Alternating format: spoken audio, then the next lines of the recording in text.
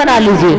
अब मैया ने भोले बाबा को साड़ी पहनाई, लिपस्टिक लगाई, चूड़ियां पहनाई, मुनरियां पहनाई, सब श्रृंगार किया है भोले बाबा का। अब जैसे ही भोले बाबा ने लंबे से घूंघट मारो से दाढ़ी नीचे लटक रही। पार्वती कहने लगी भोले बाबा अब हम तुम्हें अपने साथ ले तो चलते, लेकिन जब दाढ़ी 1.5 हाथ की लटक रही चक हो जाए। अब भोले बाबा आगे आगे, मैया पार्वती पीछे पीछे। अब जैसे ही जहां पर महाराज हो रहा था वहां पर पहुंचे तो ललिता नाम की गोपी दरवाजे पर खड़ी हुई थी। पार्वती ने जैसे ही देखा एकदम से आगे हो गई। ललिता बोली अपना नाम बता, परिचय बता, उसके बाद मैं अंदर जाऊंगी। बोल तुम हमें नहीं जानती? अरे मैं भोले बाबा की पत्नी हूँ, कैलाश पर्वत से आई हूँ। बोले अच्छा ठीक तो चली जा। अब भोले बाबा का हाथ पकड़ा अंदर लेकर के चली। बोले रुको, अभी आपने अपना परिचय बताया, इनका तो नहीं बताया, इनका ही बताओ। अब पार्वती ने सोची अब क्या कह दे। अब भोले बाबा ना पिछेलों से झटका दो, मन में आए सो कह दो भीतर हो जाओ, पार्वती कान लगी ललिता तुम्हें नहीं मालूम जो हमारा लला गणेश है ना? बोले हाँ। बाकी बहू है? बोले अच्छा शादी कब कर ली? बोले तुम्हें नहीं मालूम ललिता, सुनो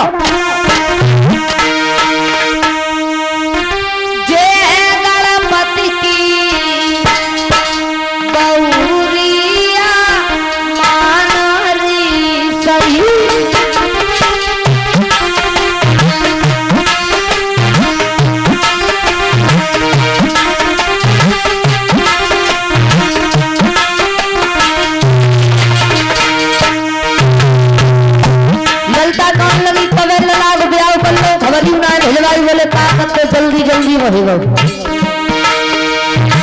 कुछ दिन पहले अपने लला की घर में करी सगाई।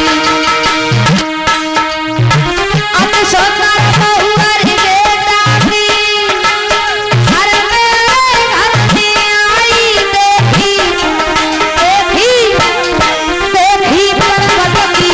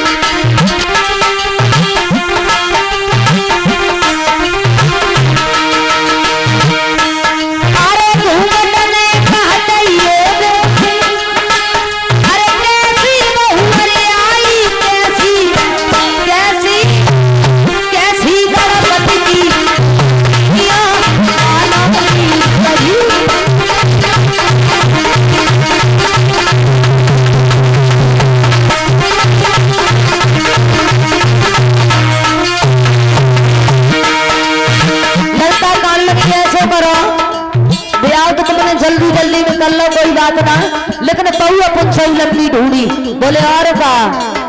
बोले तुमने को घूंघट हटाए थे, हम देख ले बहू कैसी है। बोले अच्छा जब बहू को यहाँ ले आए तो घूंघट हटाए दे, बहू देख ले। अरे भाई आना कैलाश पर्वत पर, यहाँ नहीं दिखाऊंगी।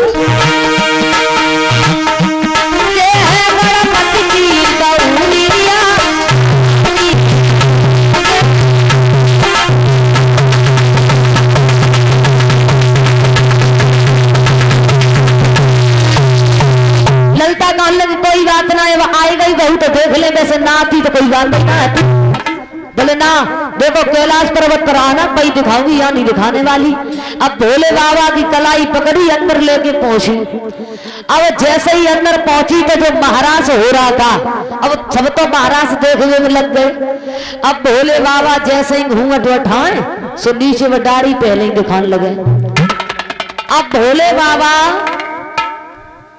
घूंघट उठात बड़े परेशान हो गए, बड़े परेशान। केवल एक नजर कन्हैया पे पड़ी गई, सोचने लगे बारे करिया जामे इतने गुड़ भरे, तो पहली बार देखो सब गोपियों के साथ में नृत्य कर रहा है।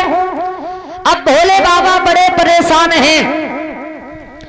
तो अब आजकल जैसी साड़ी तो चलती ना आती है, पहले तो मोटी मोटी साड़ी चलती थी, अगर घूंघट मान लो तो अंग्रेला कुछ दिखाई ना दे रहे।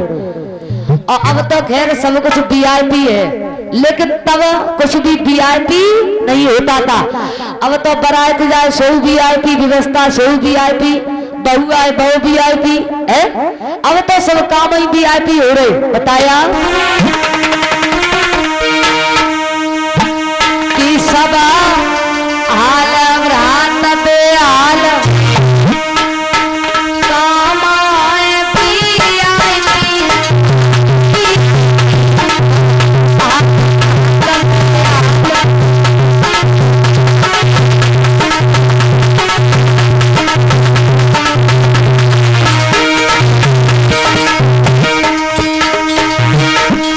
वीआईपी का मतलब वेरी इंपॉर्टेंट पर्सन, एक महत्वपूर्ण व्यक्ति।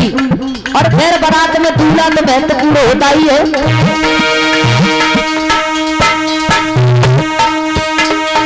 वीआईपी दूल्हा बन जाए, वीआईपी चढ़ बारात,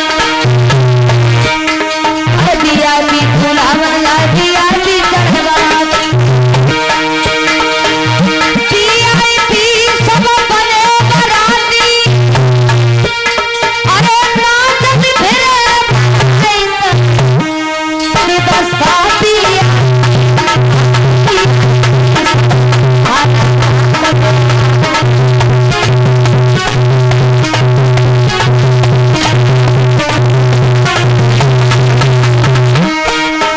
व्यवस्था कौन सी वीआईपी?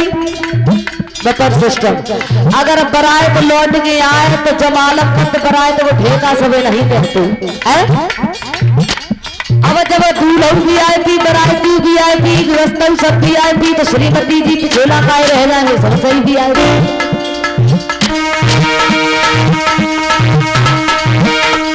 वीआईपी की वीआईपी दुल्हन घर में आई, वीआईपी की वीआईपी दुल्हन घर में आई, वीआईपी के बाला पहने, अरे सबके मन में क्या साड़ी लगी वीआईपी।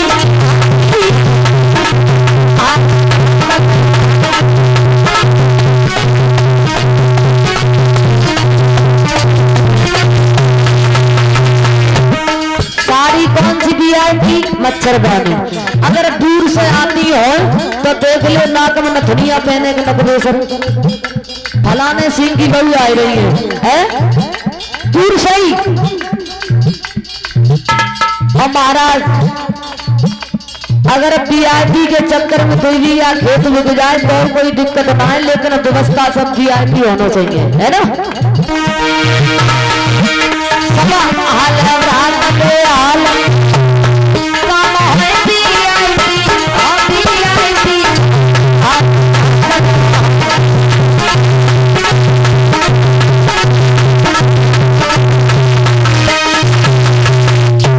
और ये 100